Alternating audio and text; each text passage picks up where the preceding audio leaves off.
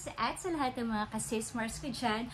Welcome to my channel. And ito na yung ating last part ng ating haul. So, sana ay nag-enjoy kayo dun sa mga binudol ko sa inyo, dun sa mga previous hauls ko. So, let us begin. Ito na yung last part, which is the clothing part. So, if interested kayo kung ano-ano yung mga ipapakita ko sa inyo, yung mga nabili ko, just keep on watching. Unahin na natin ito. This is from House of Lulu. Alam nyo naman na si House of Lulu, sobrang favorite ko talaga yun. As in, most of my tops ay galing sa kanila. First time ko to nabili. This is their, yung Noah na, ano nga ba tawag dito? Nakalimutan ko yung tawag. Sobrang nice nitong mga moms. So, anyway, i-try natin ngayon. So, pwede kasi siyang, pwede siyang parang chaleco or vest, tapos pwede rin siyang top lang.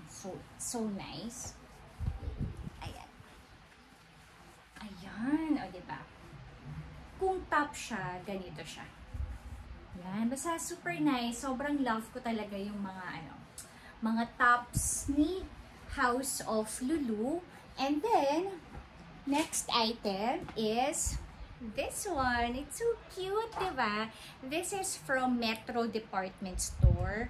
399 pesos. Kasi gagamitin ko to dun sa upcoming birthday destination namin. So, it's so cute, diba?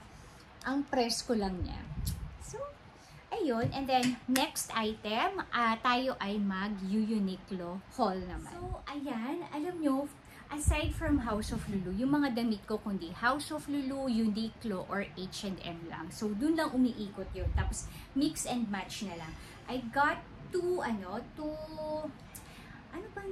hindi naman siya jacket. So, anyway, ito siya. Ito yung mas nauna kong binili. Sobrang nice nito mga moms. Ayan.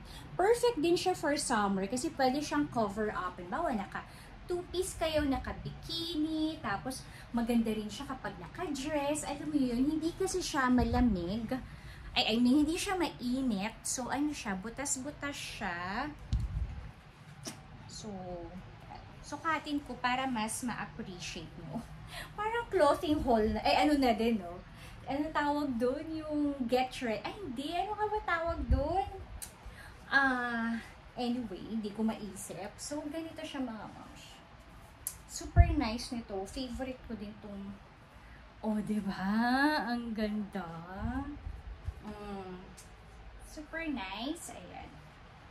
Medyo pricey lang siya, pero for me, it's worth it. Kasi ang ganda niya. Promise, ang ganda. Uniqlo to.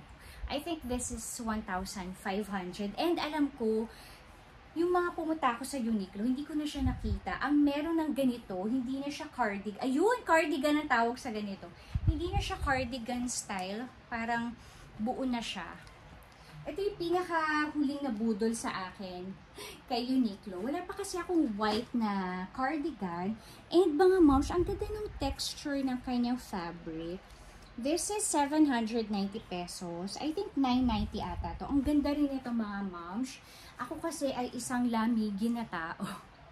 Kahit sa kotse nilalamig ako sa mall. Ayan. So, this is perfect. Ang ganda nito. No? Naka-trouser ka, naka-dress.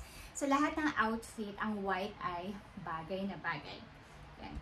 And the last item from our Uniqlo haul is this one. This is a black dress. Ayan.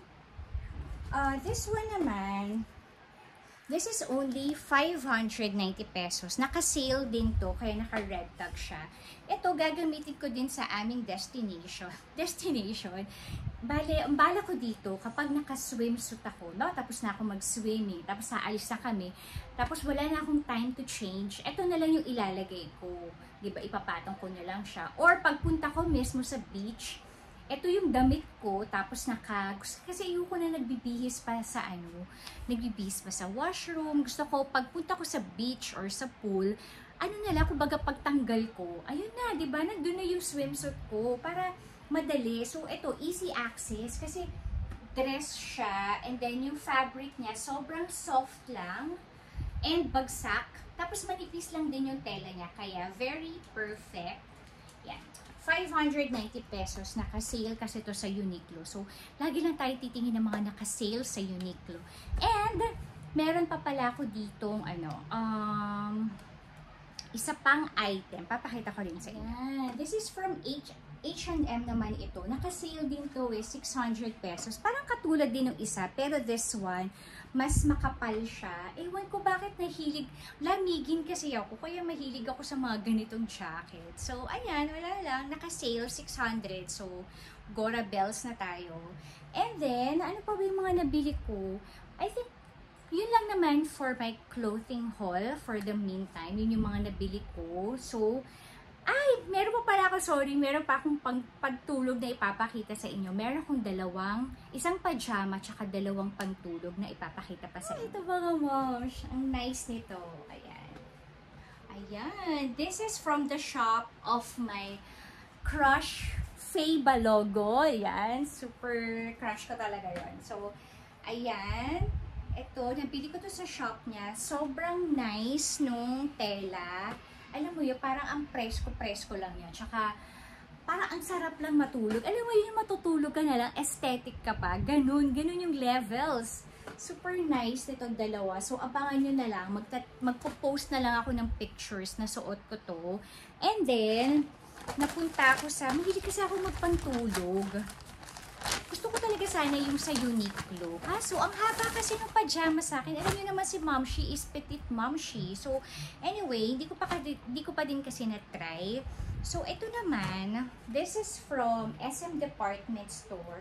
Alam niyo, nung sinukat ko siya, para siya hindi pang tulog, pwede nga siyang pang alis diba? Kasi pwede siyang pang summer, diba? Pero, nasa lounge wear kasi to. And, ang soft kasi ng kanyang tela, alam mo yun, pwede talaga siya pang tulog. So, ako kasi, pag matutulog, gusto ko yung comfy lang, ganyan. Kasi pag natutulog ako, wala na tayong as in yung pantulog lang yung suot ko. Alam nyo na yun, para presko, diba? Tsaka, para makahinga-hinga naman, diba?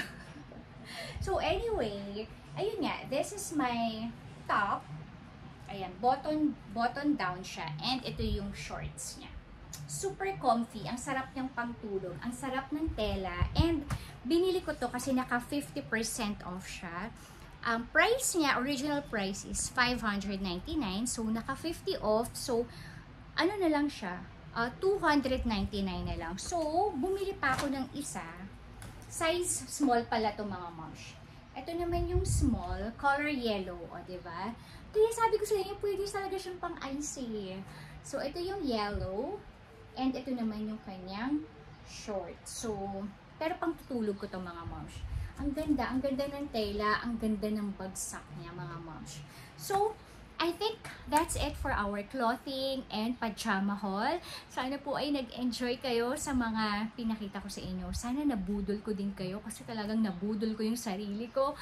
Yun na po, thank you so much for watching. Don't forget to like and subscribe po sa aking channel. And also mga moms, please follow me. I have a TikTok account, Momshi Arian. Instagram, i-message nyo din po ako doon. Follow nyo ko. Abangan nyo po yung mga stories ko, yung mga reels, ayan, mga TikTok videos. Yun lang po, na-miss ko kayo lahat. Na-miss ko ang YouTube. So, I'll try to upload weekly again. So, yun lang. Stay safe and God bless everyone. See you on my next vlog. Bye!